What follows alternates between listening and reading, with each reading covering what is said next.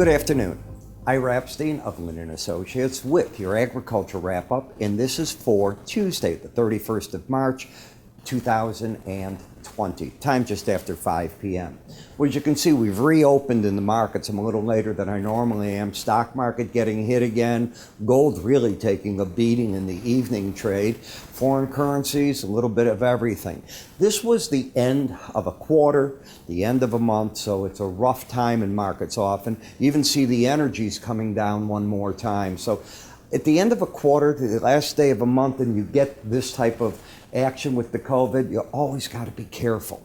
So we had a report for the chart so far on the weekly area chart of closes where we're up 4.5 because the soybean numbers, the corn numbers, the wheat numbers, I think they were very close to what the trade guesses were. You could argue maybe that the corn's a little bearish, the beans a little friendly. It doesn't matter. There wasn't enough of that one way or the other. When I look at last year's planting numbers and I look at corn and soybeans, we have bigger crops coming. That's what I see. The other part of the market that's interesting is the sideways action that's developed. You can see that we've got a high here and low in this area, and we've just been going sideways as we're meandering back and forth. The pattern on the chart, when I put a swing line study is, and this is the chart without it, and this is it with it. You can see you've got higher lows, but at the same time, I can argue you got lower highs. The pattern is still bullish. The bulls are controlling because you started with the pattern of higher lows, higher highs. But whenever this happens, I step back mentally. I'm going, okay, for the bulls to keep the pattern going up, they have to take out 892.5. That would give you then another higher low than this one and certainly a higher high. For the bears to grab control, they've got to get the market under 871.25, and that would then confirm the lower highs with a lower low. Where's the battleground? Well, if you take a look at that 871.25, you're only about 5 cents away from it overall at the 18-day average of closes. What about Bollinger Bands? Because of the way this market rallied, these bands widened way out. And that all began right here when you came out of the sideways action and you fell down. Now what I expect to happen is the Bollinger top will drift here, and I think you're going to stay somewhat stable in the bottom band based on the current action that we're having. They won't stay that way long because part about the Bollinger Band, the algorithm, it looks at volatility in the market and then it'll crush the bands into the prices. So keep your eye on that. When you take a look at how the slow stochastics work, which is a momentum oscillator, you're overbought. So we have a market that's got higher lows, lower highs, overbought, the bias is up. I'd be very cautious right here. In the meal market, if this market takes out 317.20, what happens is you break the pattern of the higher lows, higher highs. You already have a pattern where I could argue that you've got right here lower highs coming in the market, and you're overbought and it acts as though momentum wants to turn down. Do I look for a big downside if it does break? I'm not saying it will, but if it does. Well, if you take out 317.20, I see layers of support between 312.80 and 305.60. If you can get over 328.90, I left my cursor on there by accident, you get up to 337.70. In the soy oil, this market had been benefiting from the fact that the beans and meal had run up, and then as they started backing off, as you can see, that this market was coming up on the crush spread. Now I'm a little concerned. You're already knocking on the door of getting overbought in this market. You have a 69 reading. Anything over 70 is overbought. In the corn market, a downtrend. You can see that you are oversold, but you have the pattern of lower highs, lower lows. Now, we went into a stall, as you can see, right about here. And the market had the higher lows, lower highs, and it resolved itself to the downside at this point. And is the market going to make a run towards this 326.75 zone is what's in my mind. How would the bears lose control of the market? If the market were to get back over the 350 area, that could be an area where the market would have some problem because you break the pattern of lower highs, lower lows. You are oversold. I don't think the bears are going to get overly aggressive. You don't know. The wheat numbers look the most favorable of everything I saw, and the wheat was pretty much unchanged. What I am bothered by is right here.